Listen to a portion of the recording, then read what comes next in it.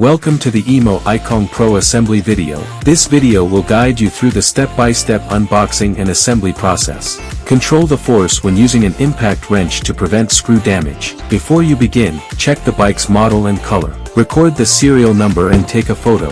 Unpack carefully and follow the warnings to avoid any damage. When placing the front wheel, keep the disc rotor facing up. After removing all packaging, you'll find all the necessary parts inside. Let's start with the handlebar installation. Use a 5mm Allen key to remove the stem top cap. Put the handlebar onto the head tube.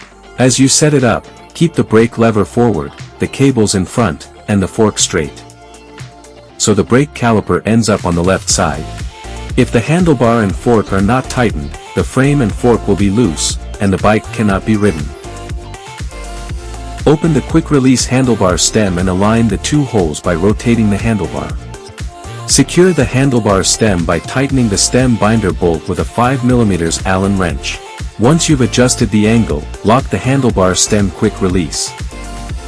Use a 4mm Allen key to tighten the adjustable handlebar stem bolt.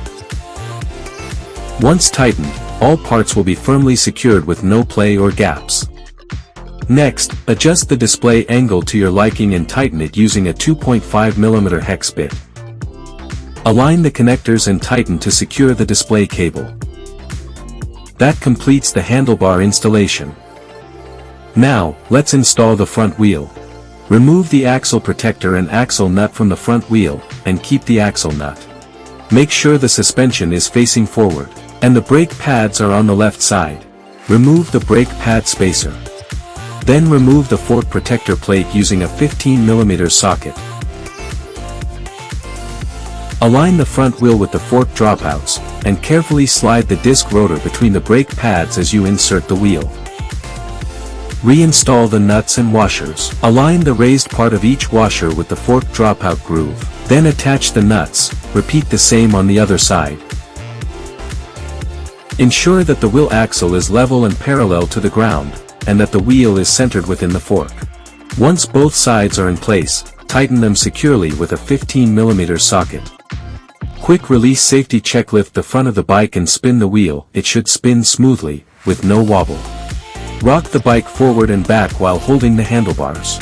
Make sure there's no looseness in the wheel, fork, or handlebar.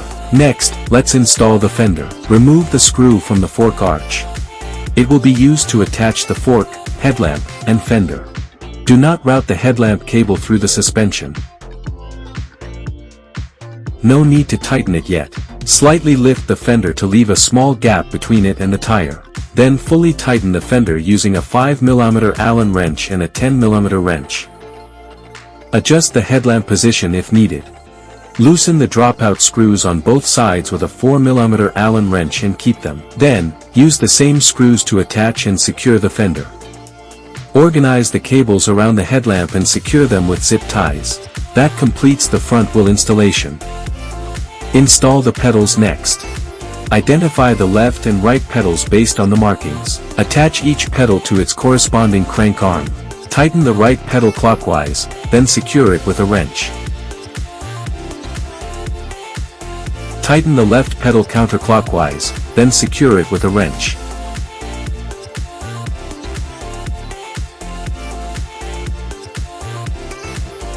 Next, let's install the seat.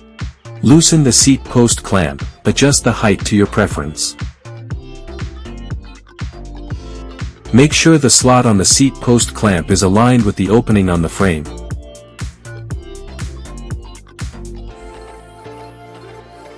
Position the lever into the cam curve and press to lock. Final check. Pump both tires to the recommended pressure, between 25 and 30 psi.